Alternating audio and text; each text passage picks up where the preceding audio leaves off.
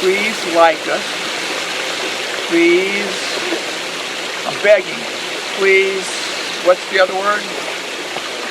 Cut! Cut! You're out of here! You're out of here! Was that okay? Oh my God.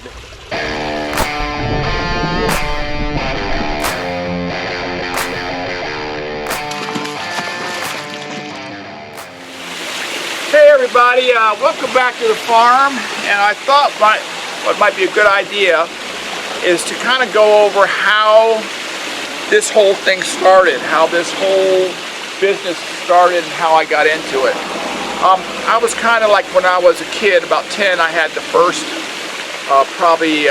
time I had a small tank in my dad's house, mom's house, and I really enjoyed it, but I don't think we had it for like 2 years. It was one of those metal tanks with the black stuff that the glass went up against. It always would leak. You'd have to heat it up and make it work. So anyway, my next foray into being a hobbyist was when I went to school at Florida State University.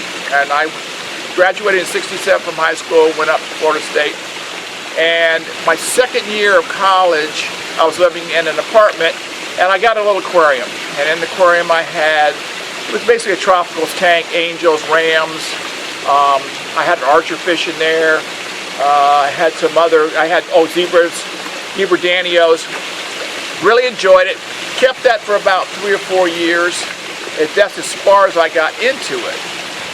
But meanwhile, after probably 1971, my brother moved to Tallahassee also. He was traveling with Up and People. He was their bass player. So he showed up in Tallahassee, and he was more of a discus guy, so he had discus.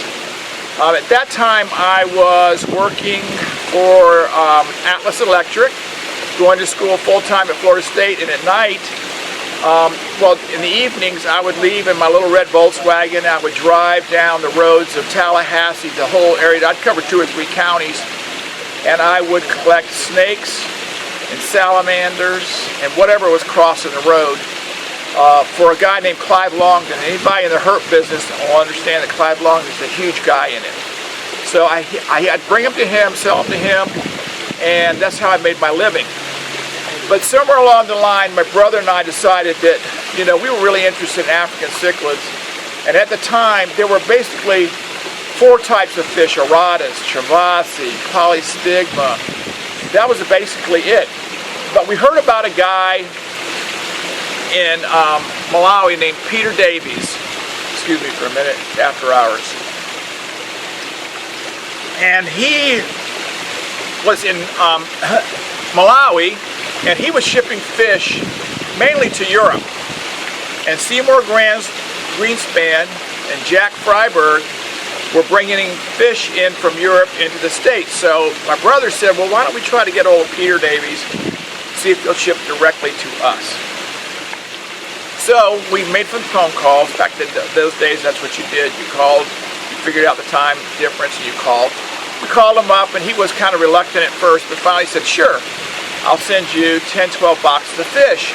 We really had no choices what the fish were. It was just whatever he was going to do. So we immediately ran down to Tampa. We bought 10, 12 tanks, 22-gallon tanks for each of our apartments. I lived upstairs, my brother lived downstairs, and we set them up in our bedrooms in our apartments. In fact, I had a hose out my back window down to the ground where I drained these tanks. And we set them up in there. It was kind of not real professional, but we were ready to go. So Peter sent us our first shipment of 10 or 12 boxes. None of us had vehicles enough to handle that at the airport. The fish were going from Blantyre to Nairobi, Nairobi to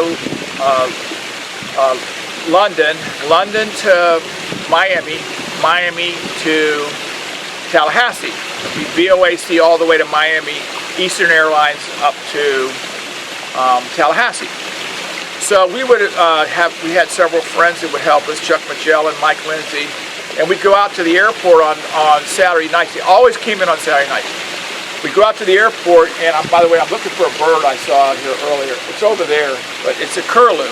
No big deal. Curlew is kind of a worm eating, but they get into the structure here, and I wanted to make sure it wasn't a more predatory bird.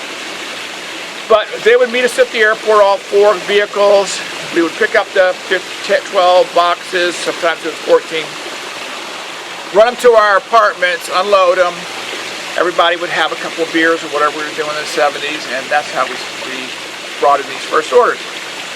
At that time, we were mainly getting them, we thought, just for ourselves, but here we had 10 boxes of fish left over, so we started advertising some of the magazines. My first big customer was Daytona Aquarium, and in fact, Tamla and I are going to Aquashella on the 4th and 5th of November, and if anybody's there that's seen my videos, if you've seen me there, come up and tell me what you'd like to see. If you want to see more of something or less of something, whatever, give us a little talk, come up and talk to us.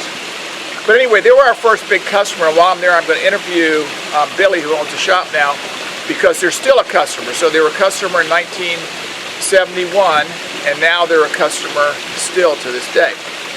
So at any rate, we started selling fish. We had to make our own boxes. There was nobody in Tallahassee that had boxes, styrofoam boxes, so we used these cutouts, and we would make the boxes. We had a carton we would use, and we started selling fish, and it was going along really, really good. But probably after about the 4th shipment for Peter, we started seeing that he would never go anywhere else in the lake. He had a set pattern of fish. It was the same fish every single order. Our customers really liked what we were doing, but they really weren't that satisfied with the variety. After a while, we were filling them up, and they couldn't keep moving them. So we just went along. We kept saying to him, "Hey, Peter, how about going out to another part of the lake?" But he was the only one at the time, so he really didn't need to. I mean, whatever he could catch, he could ship. So that went along probably until 1972, 73, and about that time, Andy and I started. We were getting ready to graduate, and we said, you know what, maybe it's time to go to Africa. So I think this is the time that next part would be the Africa trip. By the way, I'm supposed to say after every time, please like us, please, I'm begging, please, what's the other word? Cut! You're out of here! You're out of here! Was that okay? Oh my God! Did that go good? I was getting ready to tell you were at 8 minutes. We're just now passing 7:59. Should have been longer? Yeah. What should we done? What else did I miss? Oh, I wasn't. I was. Like and subscribe. I think it would have been. No, but what else did I miss? I'm a clothing guru, or whatever it's called. Oh, yeah. This is Stevie Ray Vaughan. If you guys don't know who he is, he's my Look him new up. favorite guitarist. I believe if this guy had Listen to him. not passed away, he would be the #1 guitar playing guy in the world. He's absolutely unreal. So this is my shirt I got on, and this is not what I typically wear, and this is my after hours cocktail. And like I said, I'm out here watching this Stop bird. scratching your nose. I noticed in one of my videos when I did on the Synodotus cats, I was doing this like 50 times. Yeah, I know. Well, I had my hair You know from my why? mustache was You going up my clip nose, your was itching like mustache. crazy. But anyway, that's basically how we started the business. I mean, Andy and I had no money. I mean, we were lucky enough to talk Glenn. Peter Davies into doing this, and it just turned into it's just where I am now. I sometimes wonder, did I choose this business or this business choose me? Because I'm so hard-headed. Once I started it, I had to see it work. And the next part of our adventure is our first trip to Africa, which really set the tone for where we went. By the way, our business was called Tally Imports. It was called something fishy at first. Then Andy said, no, we're going to be international. So it was Tally Imports, TALLI-M-PORTS. That's who we were. And we were going to import fish from all over the world and do our thing. So the next part of our video is going to be our trip to Africa and what that meant to the business. So we would really like it as I walk away with my drink if you would like us, subscribe, and tell all your friends about us. Maybe see you at Aquashella. See you later. Bye. You say you're going to walk away and you're not walking away. Well, you know what? This is really amazing. Keep going. This is the first time I've been out to this area of the farm in a long time. And, you know, I'm seeing some fish here. I haven't even asked Tony, what are these here for? Are these the breeders or sales? And he said, no, those are sales. So, I didn't know that was see y'all later. It's still going. And Tamara's over there talking. She won't get in the video. See y'all. Hey.